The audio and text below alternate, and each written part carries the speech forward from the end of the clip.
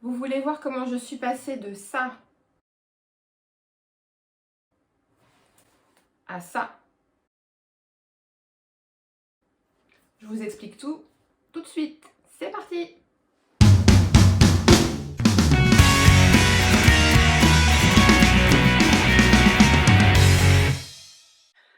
Bonjour tout le monde, je suis Gaëlle de l'Atelier d'Anne-Gaëlle, bienvenue chez moi. Donc je vous retrouve aujourd'hui pour une petite vidéo où je vous montre comment je suis passée d'un pull taille 38, donc celui-ci. Alors malheureusement, j'ai complètement oublié de le filmer avant de m'attaquer au projet. Donc je vous montre des vieilles photos portées par mon fils, puisque c'est un pull que j'avais cousu pour mon fils il y a à peu près 3 ans il me semble.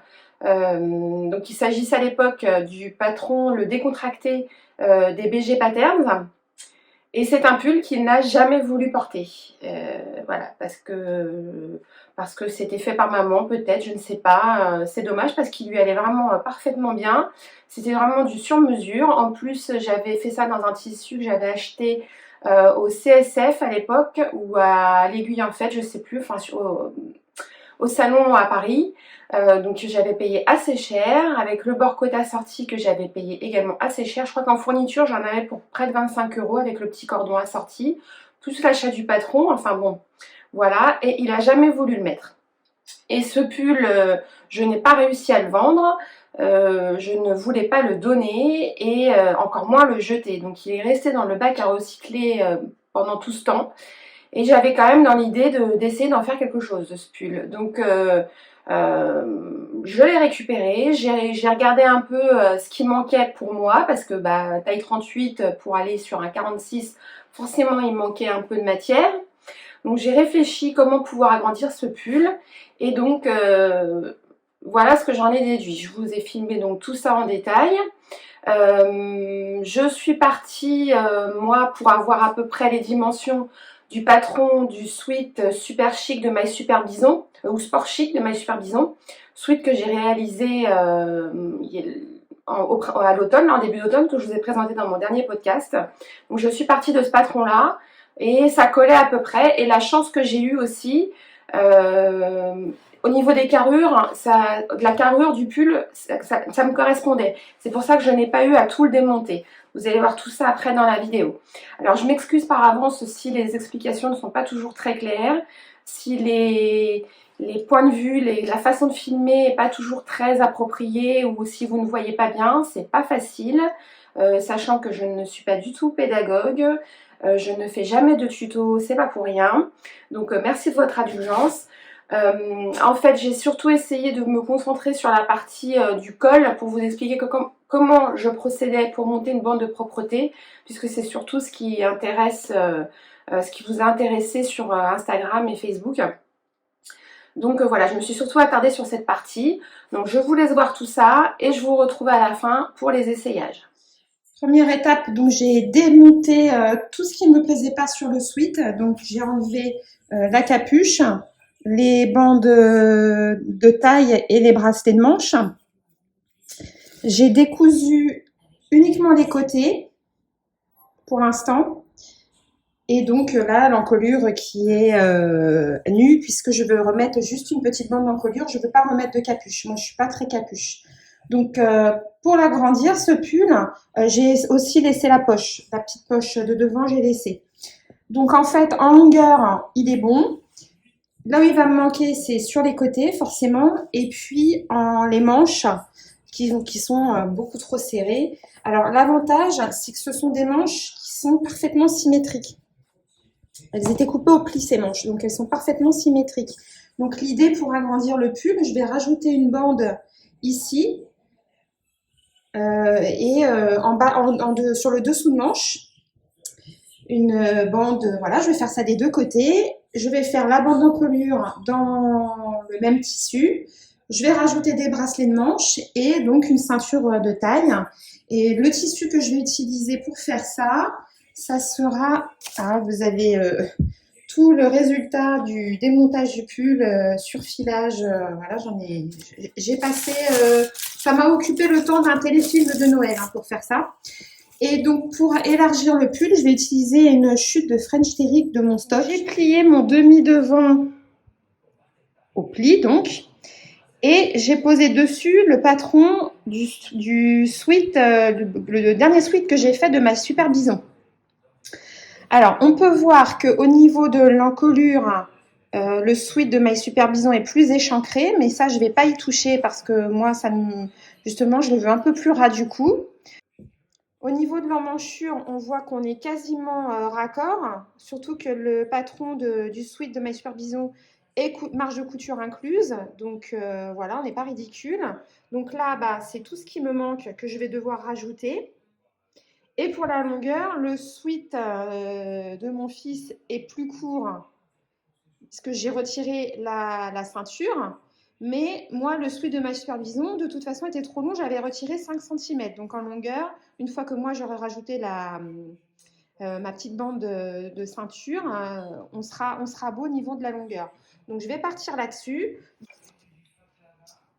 Donc il faut que je rajoute grosso modo, avec les marges de couture, 3 cm de chaque côté. Donc ça va me faire une bande, parce que je ne vais pas coudre 2 bandes de chaque côté devant et 2 bandes de chaque côté dos. Sinon, je vais avoir 3 coutures, ça ne va pas être joli. Je vais mettre une seule bande, des bandes de 6 cm plus 1 pour les marges de couture. Donc des bandes de 7 cm pour rajouter sur les côtés. Et je vais regarder au niveau de la manche. Donc moi, j'ai un tour de bras qui fait 38 au plus large. Et là, le tour de bras, donc au niveau du plus large, j'ai à peine 36 sans les marges de couture. Donc, une fois qu'on a les marges de couture, on arrive à 34. Donc, il me manque 4 cm pour arriver à 38, plus 2 bons centimètres d'aisance, 6, plus 1 cm de marge de couture, 7. Donc, on va être raccord avec la bande que je vais faire là. Je vais faire exactement la même bande. Je vais faire une seule bande que je vais coudre tout le long, là, comme ça, le long du côté et sur le dessous de manche. Comme ça, je vais rattraper tout ce qui me manque. Donc, j'aurai une bande rose sur le côté, sur le dessous de manche. La ceinture sera rose, les bracelets de manche seront roses et mon encolure sera rose. Alors, tout ça, c'est la théorie. Maintenant, il va falloir que je passe à la pratique. C'est parti, je vais couper mes bandes. Voilà, donc, je vous retrouve à l'atelier. Hop, donc là, j'ai mon encolure. Alors, comme les manches sont montées, c'est pas facile de vous montrer ça bien à plat. Je vais donc commencer par monter la bande d'encolure. J'ai mes 4 repères tout autour, donc mi-devant, mi-dos et équidistant sur les côtés. J'ai préparé ma bande d'encolure avec un coefficient, j'ai mesuré le tour et j'ai fait une bande en multipliant la mesure trouvée ici par 0,80 et en rajoutant des marges de couture. Donc je vais la bâtir à la machine à coudre sur mon encolure et ensuite je passerai la surjeteuse. Alors j'ai posé mon encolure, voilà, que j'ai fini donc à la surjeteuse et je vais en profiter pour vous expliquer comment je pose une bande de propreté. À savoir que je n'ai rien inventé, j'ai compulsé plein de vidéos sur YouTube et j'en ai déduit une technique à ma sauce. Alors, je vais essayer de vous expliquer, sachant que je ne suis pas du tout pédagogue. C'est pas pour rien que je ne fais pas de tuto sur YouTube, mais bon, je vais essayer de vous montrer. Alors, mon surjet, il fait 7 mm là. Donc, je vais couper un biais qui va faire 3 fois, à plus une petite marge de sécurité, 3 fois la largeur de mon surjet. Donc, 3 fois 7, 21, plus une marge de sécurité. Disons que je vais faire 3 cm pour pas m'embêter. Et si c'est trop large, je recouperai. Parce qu'un biais, en fait, c'est un morceau qu'on plie en deux. Et après, on replie en deux et on a du coup 4 épaisseurs. Un vrai biais, on va le plier en deux. Et puis après, encore en deux. Et on replie les deux sur deux. Là, moi, j'ai besoin que de 3 épaisseurs. Puisque celle du dessous, on la verra pas. Alors, pour poser ce biais, moi, je pars de l'épaule droite. Pourquoi je pars de l'épaule droite? Parce que je ne vais pas coudre. En fait, sur la machine à coudre, on met la plus grosse partie du tissu sur la gauche de la machine et là où on a le moins de tissu sur la partie droite. Sauf que moi, comme je veux le coudre depuis l'envers, je vais être comme ça sur ma machine. Donc, je pars de l'épaule droite. Alors, encore une fois, je ne sais pas si je suis très claire. En fait, pourquoi est-ce que je veux coudre sur l'envers? Je veux coudre sur l'envers parce que je veux coudre sur ma couture du surgel, pour être sûr qu'on ne la verra pas après au moment où je vais remettre mon biais sur dans le bon sens. Donc, je pars de l'épaule droite. Je vais faire un petit rentré envers sur envers de mon biais pour qu'après ça soit propre. Et je vais partir donc de l'épaule droite, de la couture de l'épaule droite. Je vais démarrer ici au niveau de ma couture d'épaule droite et je vais coudre dans la couture de mon surjet en prenant bien garde que mon biais soit toujours bord à bord de mon encolure. Donc je m'installe, je prends mon biais, je lui fais un petit repli de 1 cm envers sur envers et donc je le couds endroit contre endroit. Je démarre, donc je vais mettre une petite épingle pour avoir quand même un point d'ancrage.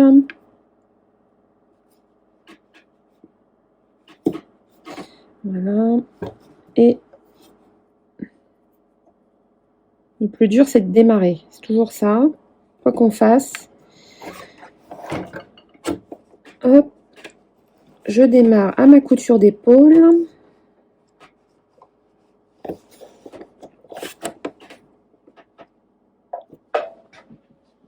Je démarre par un point d'arrêt.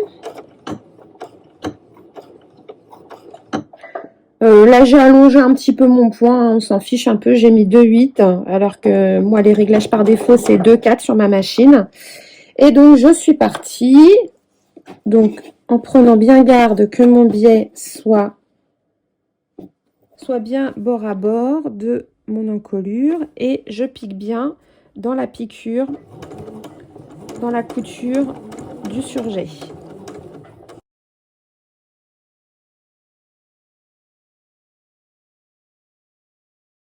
Je pense à faire mon petit repli envers sur envers pour la fin.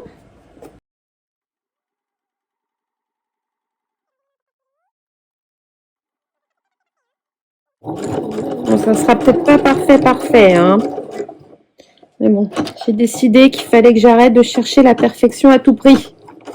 Un petit point d'arrêt puisque je suis arrivée à la couture d'épaule. Hop. Donc, voilà ce que ça donne.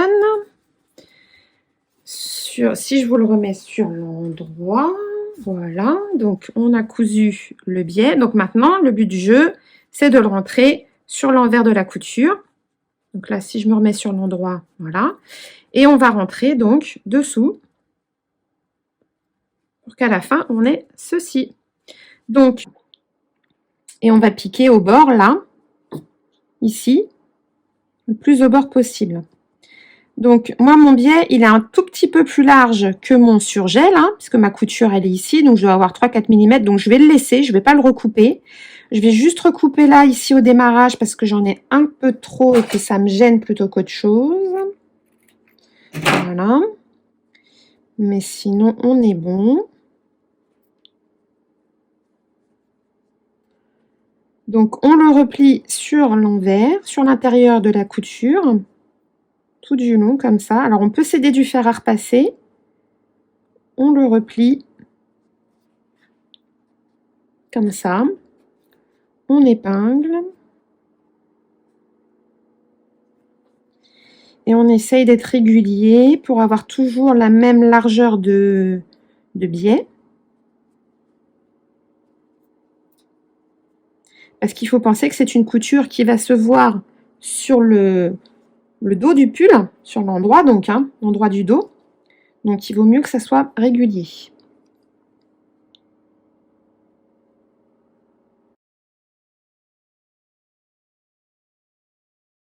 Donc si on a envie de coudre une étiquette de sa marque, bah, c'est le moment de la poser ici, là, parce que je suis arrivée au milieu, à mon milieu dos. Là, j'ai ma couture du milieu dos. Donc si on veut la coudre, bah, c'est à ce moment-là qu'il faut la glisser. Moi, je vous avoue que je m'épargne des problèmes en la mettant pas. On va dire ça comme ça. Et on continue, on va jusqu'au bout.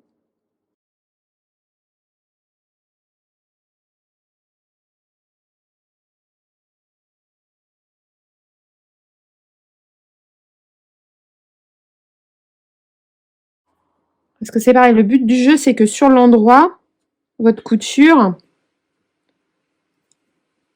elle démarre bien de la couture d'épaule.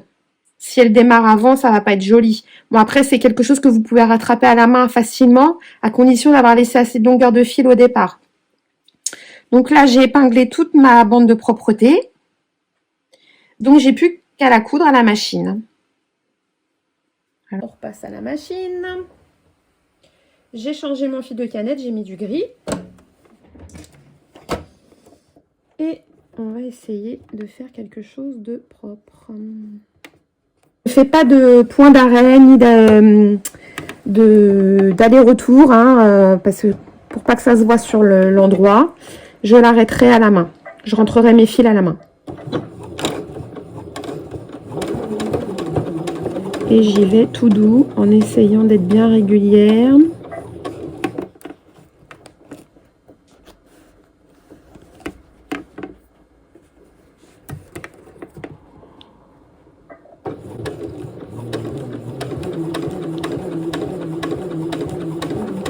En essayant d'être le plus au bord du biais possible.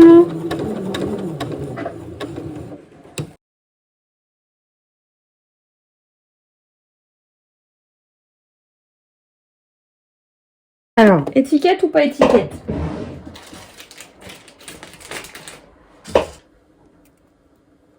Bon, j'essaie de marquer le milieu de mon étiquette.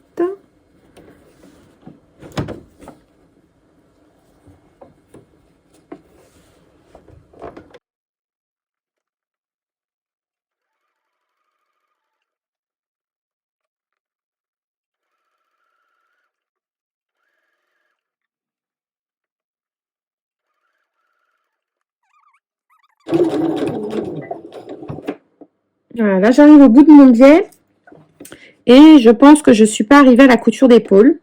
Donc je vais m'arrêter là. Je vais couper les fils et je vais les rentrer à la main et allonger si besoin. Je vais ajuster. Alors, voyons ce que ça donne. Donc sur l'intérieur, voilà ce que ça donne.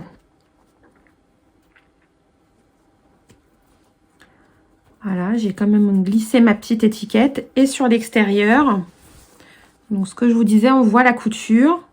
Donc ça fait un petit boudin. Donc c'est pas tout à fait régulier encore. Hein. J'ai encore des petits progrès à faire. Donc comme je vous disais là, elle s'arrête. Elle démarre un petit peu avant ma couture d'épaule, donc je vais la finir à la main jusqu'à la couture d'épaule, et de l'autre côté c'est pareil, il me manque carrément 1 cm, donc je vais finir à la main.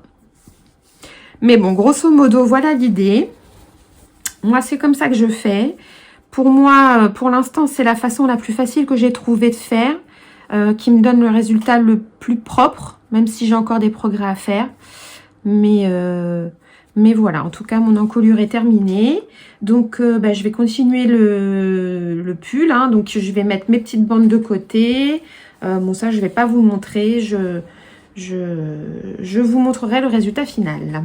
Alors là, j'ai posé mes petites bandes sur le côté pour l'élargir à la taille. J'ai prolongé la bande donc sous le bras. Et par contre, pour pas trop agrandir le tour de poignet, j'ai fait une forme, comment dire, c'est un peu triangulaire là, cette bande là, c'est-à-dire que au niveau du dessous bras, au niveau de l'aisselle, elle fait 6 cm de large, et j'ai rétréci au poignet à 2 cm. Donc là, je viens de faire les essayages, ils tombent impeccables. La longueur, il est pour moi un chouïa long, mais je vais pas le raccourcir parce que sinon ça va me modifier la poche et j'ai pas envie d'y toucher, donc bon, c'est pas grave. Mais ça, c'est vraiment un goût personnel, hein. Moi, j'aime pas quand les pulls sont trop longs. Et après, donc, il me restera la longueur de manche à ajuster. J'attendais de voir si j'avais assez de rose pour faire les bracelets de manche en rose avant de couper cette partie-là. Et je vais avoir assez, donc ça va être bon. Donc là, je vais m'attaquer à la bande de ceinture. Et après, il me restera les poignets. Et éventuellement, donc, coller un flex. J'y retourne.